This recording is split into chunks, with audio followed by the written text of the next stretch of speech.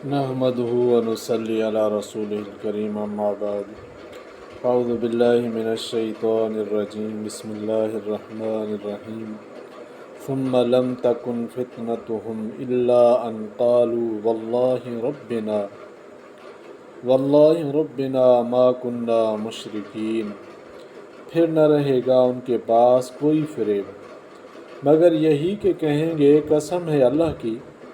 جو ہمارا رب ہے، ہم نہ تھے شرک کرنے والے۔ خلاصہ یہ ہے کہ اس سب سے بڑی امتحان گاہ میں اول تو ایک عرصہ دراز ایسا گزرے گا کہ امتحان شروع ہی نہیں ہوگا، یہاں تک کہ یہ لوگ تمنا کرنے لگیں گے کہ کسی طرح امتحان اور حساب جلد ہو جائے، انجام کچھ بھی ہو، یہ تردد و تذبذب کی تکلیف تو جائے۔ اسی طول قیام اور عرصہ دراز کی طرف اشارہ کرنے کے لیے لفظ ثم کے ساتھ فرمایا ثم نقول۔ اسی طرح دوسری آیت میں مشرکین کی طرف سے جو جواب مذکور ہے وہ بھی لفظ ثم کے ساتھ آیا ہے، جس سے معلوم ہوا کہ وہ لوگ بھی بڑے وقفے کے بعد بہت غور و فکر اور سوچ بچار کر کے یہ جواب دیں گے کہ واللہ ربنا ما كنا مشرکین، یعنی اللہ رب العالمین کی قسم کھا کر کہیں گے کہ ہم تو مشرک نہ تھے۔ اس آیت میں ان کے جواب کو لفظ فتنہ سے تعبیر فرمایا ہے، اور یہ لفظ امتحان و آزمائش کے لیے بھی بولا جاتا ہے، اور کسی پر فریفتہ اور مفتون ہو جانے کے لیے بھی، اور یہاں دونوں معنی مراد ہو سکتے ہیں۔ پہلی صورت میں ان کے جواب امتحان کو امتحان سے تعبیر کر دیا گیا ہے، اور دوسری صورت میں مراد یہ ہوگی کہ یہ لوگ دنیا میں ان بتوں اور خود ساختہ معبودوں پر مفتون تھے، اپنے جان و مال ان پر قربان کرتے تھے، مگر آج وہ ساری محبت و فریفتگی ختم ہو گئی، اور ان کا جواب بجز اس کے کہ کچھ نہ ہوا کہ ان سے برات اور علیحدگی کا دعویٰ کریں۔ ان کے جواب میں ایک عجیب چیز یہ ہے کہ میدان قیامت کے ہولناک مناظر اور رب الارباب کی قدرت کاملہ کے عجیب و غریب واقعات دیکھنے کے بعد ان کو یہ جرأت کیسے ہوئی کہ رب العالمین کے سامنے کھڑے ہو کر جھوٹ بولیں، اور وہ بھی اس شر و مد کے ساتھ کہ اسی کی ذات کبریا کی قسم بھی کھا کر کہہ رہے ہیں کہ ہم مشرک نہیں تھے۔ عامہ مفسرین نے اس کے جواب میں فرمایا کہ ان کا یہ جواب کچھ عقل و ہوش اور انجام بینی پر مبنی نہیں، بلکہ فرط ہیبت سے بوکھلاہٹ کی بنا پر ہے، اور ایسی حالت میں آدمی جو کچھ منہ میں آئے بولا کرتا ہے، لیکن میدان حشر کے عام واقعات و حالات میں غور کرنے کے بعد یہ بھی کہا جا سکتا ہے کہ اللہ تعالیٰ نے ہی ان کی پوری کیفیت اور حالت کو سامنے لانے کے لیے ان کو یہ قدرت بھی دے دی کہ وہ آزادانہ جو چاہیں کہیں، جس طرح دنیا میں کہا کرتے تھے، تاکہ کفر و شرک کے گناہ عظیم کے ساتھ ان کا یہ عیب بھی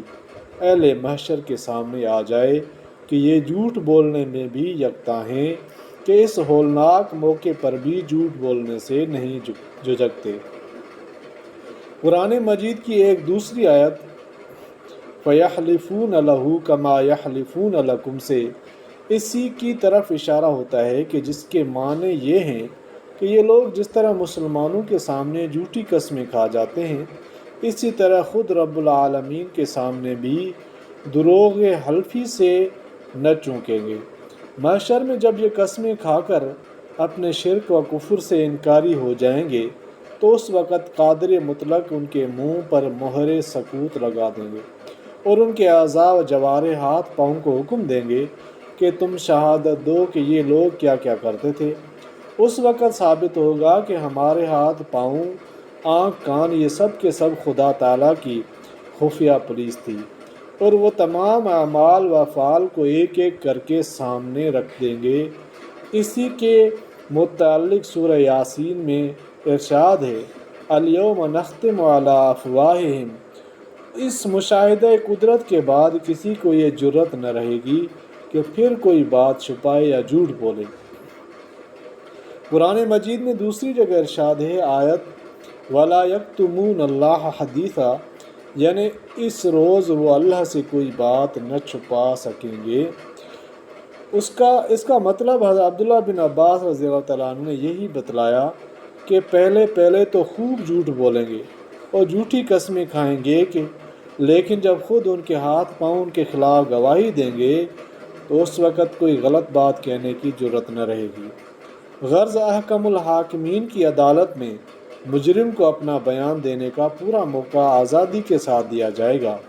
اور جس طرح وہ دنیا میں جھوٹ بولتا تھا اس وقت بھی اس کا یہ اختیار سلب نہ ہوگا، کیونکہ قادر مطلق اس کے جھوٹ کا پردہ خود اس کے ہاتھ پاؤں کے حوالے سے چاک کر دیں گے۔ یہی وجہ ہے کہ موت کے بعد جو پہلا امتحان حدیث میں ہے کہ منکر نکیر جب کافر سے سوال کریں گے مر ربک وما دینک،